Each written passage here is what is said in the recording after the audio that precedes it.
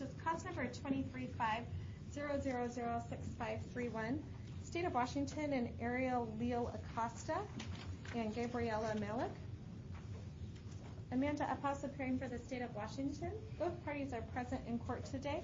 The mother standing to my right and the father standing to my left.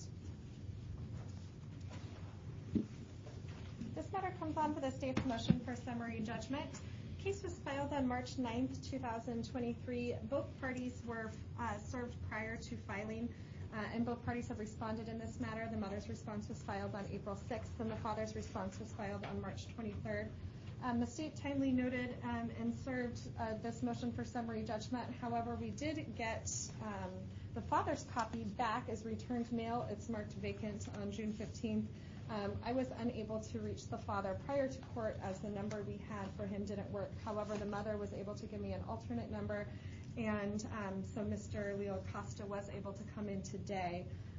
He indicates that the address that we sent the materials to was proper. I am going to have him fill out a new notice of appearance to reconfirm that that's the proper address, as the parties are likely going to be addressing parenting plan issues in the future, and I just want to create a record that we understand that that is still the proper address, but it appears there's some mailing issues going on there. In any event, we're here today to establish parentage of child Lila and enter a support order for Lila. There's genetic testing performed in this case, and per an affidavit dated March 17th, 2023, Mr. Leo Acosta is the biological father of Lila with 99.99% probability. The state would request that those genetic test results be admitted, that Mr. Leo Acosta be designated a legal parent of Lila, and that her birth certificate be amended accordingly. In terms of residential issues, the mother was requesting entry of a parenting plan. The father objects to the mother's proposed plan and would like to propose an alternate plan. I let the parties know the court was unlikely to consider contested parenting plan issues today because the father has not yet filed his plan. Referred them to the clerk's office and the family law facilitator's office, and let the parties know that our proposed order will designate the mother as the custodian. The father, even though he disputes the mother's parenting plan, does not dispute that that Ms. Malik should be designated as the child's legal custodian. So we'd ask that the mother be designated custodian today, and that the parties be free to request a parenting plan in the future. In terms of child support, the state's motion initially requested $609 a month effective April 1st, 2023. That was based on ESD data. I had averaged the last 7 quarters of the father's employment at DMC Excavating, which had produced a net income of $3,283. And then for the mother, I had imputed her at minimum wage 35 hours per week. When the father arrived at court today, he indicated that he no longer works at the excavation company, said he had been unemployed for a month and is now working at Five Guys. He was able to pull up a Five Guys pay stub on his phone. That indicates that he is making $16.50 and receives tips at Five Guys. I reran worksheets using the pay stub. Again, I don't have a paper copy of the pay stub, but the mother does not dispute that that appeared to be his income and did not disagree with the figures that we have adopted.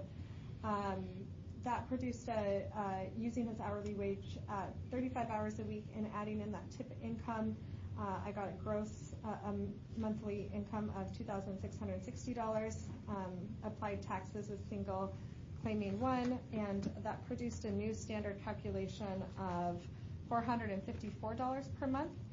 So the state would request that that number be adopted for support effective April 1st, 2023.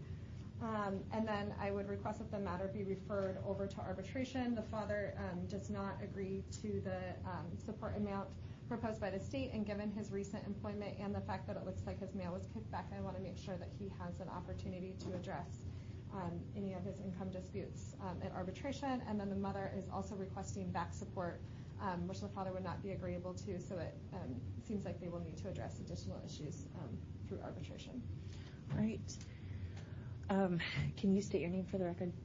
Gabriela Malik. All right. And can you tell the court whether or not you agree? It seems that there's a material dispute of fact, so this will not be a summary judgment today. It'll be a temporary order. But do you agree with the state's proposal for the temporary order?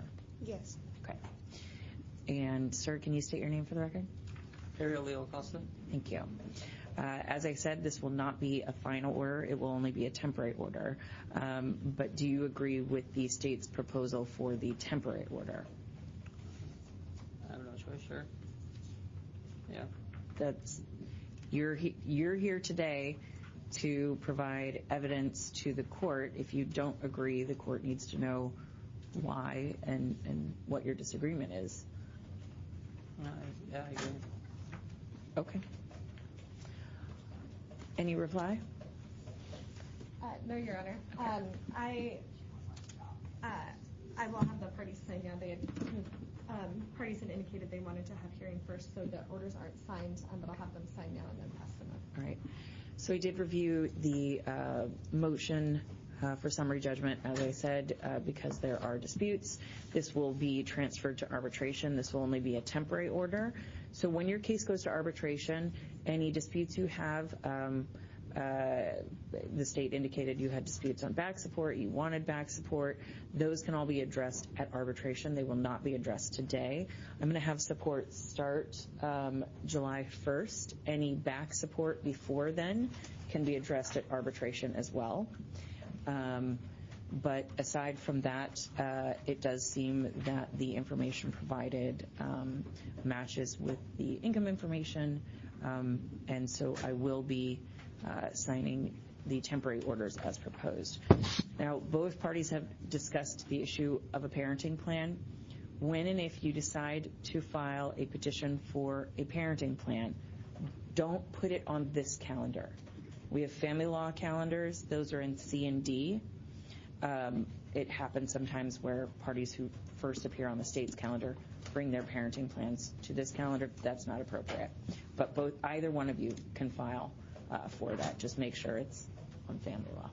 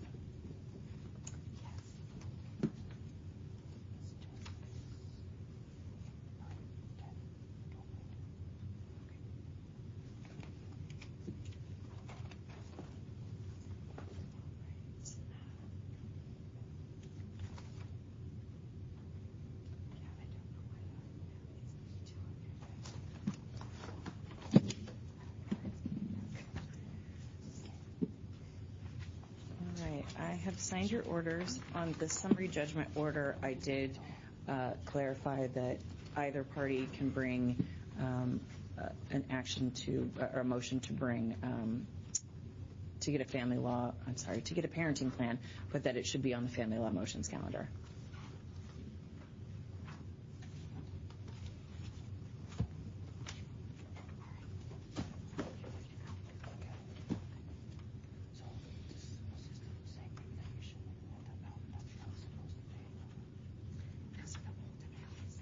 We'll get a copy of the new orders. So hopefully you'll get it in the Okay.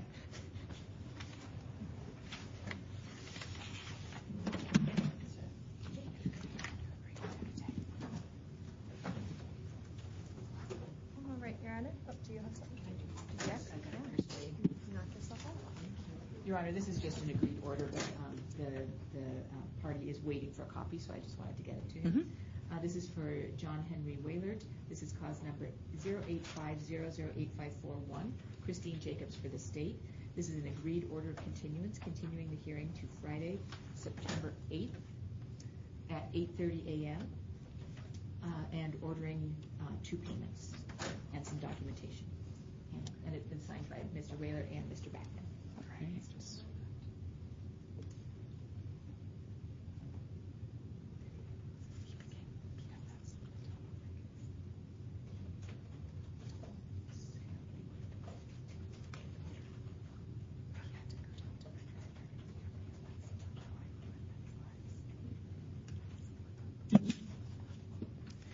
All right, I have signed that order. Thank you, Your Honor. Thank you. Oops, sorry.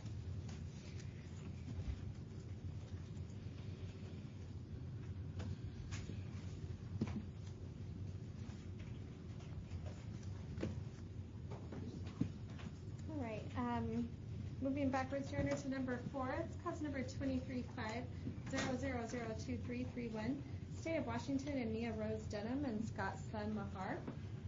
This comes on for the state's motion for summary judgment. Amanda Uphouse appearing for the state of Washington. No party is present today. We filed this motion to establish parentage of child Skylar as well as a support order for Skylar. The child is in the custody of a third party. There is a guardianship for this child filed under cause number 2240154531. So the state's not asking for residential provisions except to confirm that the residential provisions in that cause number currently control for the child. This case was filed on January 23rd, 2023. Both parties were served prior to filing. No other parties were in this case to be dismissed. We performed genetic testing, and per an affidavit dated March 17th, 2023, Mr. Mahar was established to be the biological father of Skylar with 99.99% probability. The state would request that those genetic test results be admitted, that Mr. Mahar be designated a legal parent of Skylar, and that Skylar's birth certificate be amended accordingly. There is TANF in this case. Some of the TANF was during the period where a child lived with the mother, and then more recently the TANF has been being paid to the third-party custodian. So the back support periods proposed by the state for the mother and the father are different, in that the father has a longer period of back support, given that the mother was on TANF, so she's only paying, reimbursing the state when she was not on TANF. For back support, I imputed the father to 32 hours, for ongoing support, I imputed the father at minimum wage, 32 hours per week. I have no indication about his present employment. However, he does have multiple periods of incarceration before the support period, so I imputed him at the lowest possible income under the statute. And the mother, per the state databases, is presently pregnant and on TANF herself. Given that she's a TANF recipient, I was also able to impute her at minimum wage, 32 hours per week. That produces a standard calculation of both parties for $415. My order has that being paid to the present custodian of the child through WSSR. Again, this is a TANF case, so that money, if received, would be remitted to the state.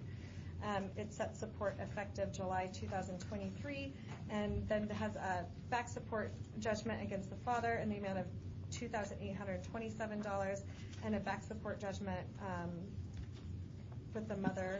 Let's see here. Sorry, of $372. $3,724. The back support judgment against the father is not uniform in the amounts. There were large chunks of that time, 9.5 months, where I only made his transfer payment $50 instead of the standard calculation, and that was just because he had multiple periods of incarceration. It wasn't long enough to apply the abatement portion, but I thought it was sufficient enough to reach a conclusion that he was not voluntarily underemployed or shouldn't be imputed additional income given the amount of time that he was in and out of incarceration. I have not heard from either party, so not aware of any objection or agreement either way. I'll pass forward my orders.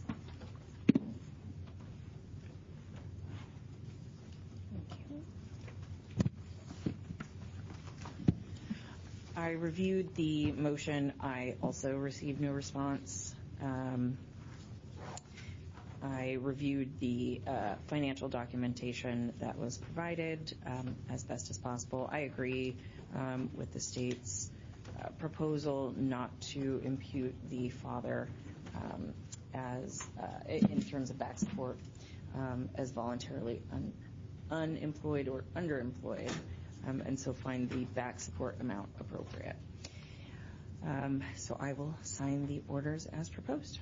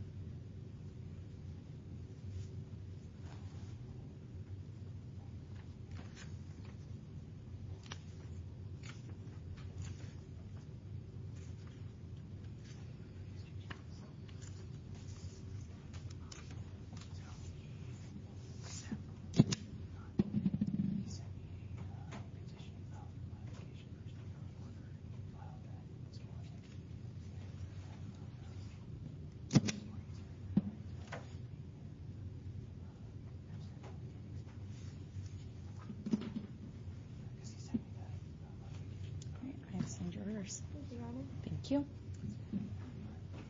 Number 5 on the calendar is Council Number 23-500-11731, State of Washington, and Rachel Ann Bakatich and Marquis Monroe Johnson. This comes on for the state's motion for genetic testing. Amanda Epos appearing for the state of Washington. Neither side is present today. The alleged father was served with our action on April 1st and has filed no response. Notice of this motion went out on June 22nd, and we've received no response to this motion as well. This is the only alleged father, so we would request that he be ordered to complete genetic